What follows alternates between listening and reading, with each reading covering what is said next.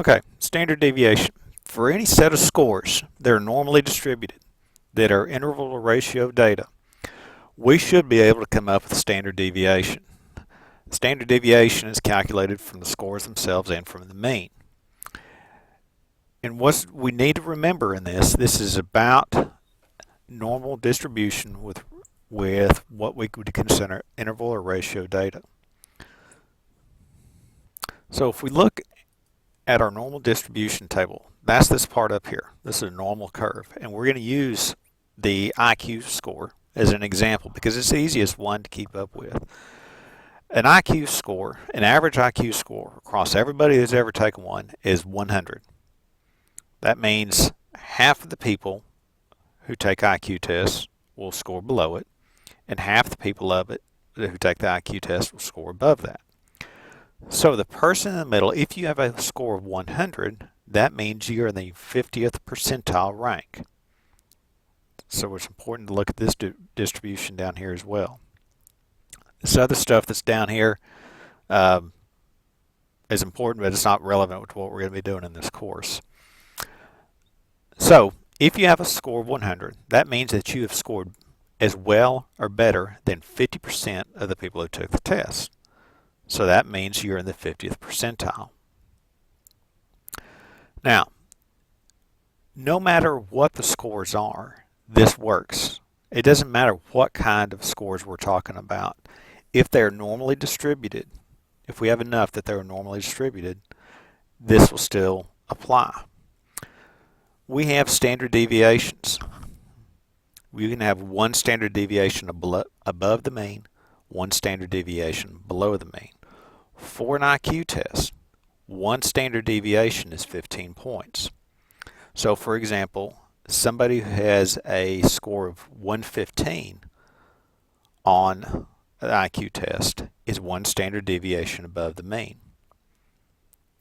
That also means that they have scored at the 84.13 percentile rank. So a score of 115 here means that you're doing as well or better than 84.13% of the people who've taken the IQ test. That is one standard deviation above. And the way I came up with that is we know that right in the middle is that's 50%. 34% of the people who take that test and score one standard deviation above the mean are in this group here. If we add another standard deviation above, if we say, oh, how many people score a 130? A standard deviation, as we said for IQ test, is 15 points. So 130 is 2 standard deviations above the IQ, or above the mean. So we take this 34.13, and add that to the 50th percentile, which is 84.13. Now, another standard deviation above the first one is another 13.59%. So that is the 97.72 percentile rank right there.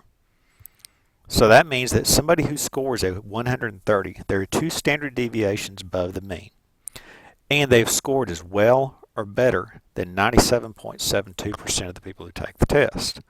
And that goes up to 3 standard deviations and 4 standard deviations. And as you can see, as we get towards this end, the number of people who are able to accomplish that, the number of people, for example, who score at 145 on the IQ test is pretty small.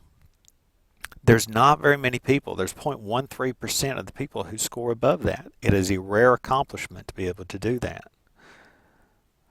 And that also means that they are scoring better than, as well or better than the rest of the people who are taking this test. Now let's look at the other end of this. Let's say you score, unfortunately, 1 standard deviation below the mean. Again, we said IQ has a mean score of 100. If you score 1 standard deviation below the mean, that means that you are 34.13% below that. So if we take 50% and subtract 34.13, now you're sitting right here. You're only scoring better than 15.87% of the people who take the test, which isn't very good. That also means that you have a score of 85 on the IQ test. So there's lots of ways that we can use this, and the percentile rank is something that's familiar to a lot of people, especially if you've taken a GRE test or the SAT or ACT. They generally will also give you a percentile rank score. For example, if you score in the 80th percentile, that would tell you that you're sitting about right here. And you can see how many people are below that and how many people are above that. So that's where that percentile rank comes from.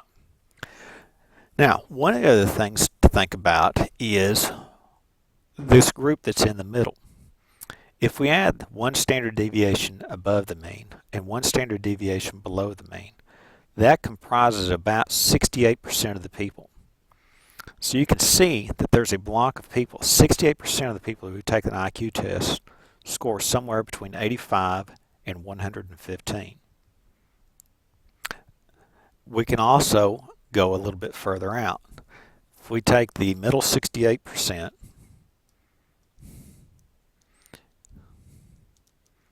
and add the next two standard deviations above and below, now we're talking about the 95% of the people who take the test are within -2 standard deviations and +2 standard deviations. When we look at what are called inferential statistics, we're going to go back to this chart. Remember, we said we have Gaussian populations. That means normal distributions. That means with inferential statistics, we're talking about statistical tests that depend upon the data being distributed like this. So it's got to be in this shape. If we only have the people if we're only talking about the people out here at this end and or this end, that's not normally distributed. And that's okay. There's a statistical test for that. That is non-Gaussian. They're not normally distributed. So small groups, for example, if we only have 20 people, even if we used ranked data, or interval data, but we have a small group that we know is not normally distributed, that's okay. We use these tests going down the middle to do that. The tests on the left-hand side are important when we're talking about having enough people to create this distribution. Now, there is an activity called standard deviations. It's a chart that's in the module section on number 1. Then I'm going to divide the discussion groups up by people and assign you parts of that standard deviation. What I want you to do is in a group is talk about whether or not you can calculate. I want you to be able to see if you can calculate these standard deviations. So what I'm going to do is I'm going to assign 4 people to some of these groups and 3 people to the other groups. And it'll say on there which ones you're supposed to do. I just want you to see if you understand how the standard deviations and the means and the percentile ranks work.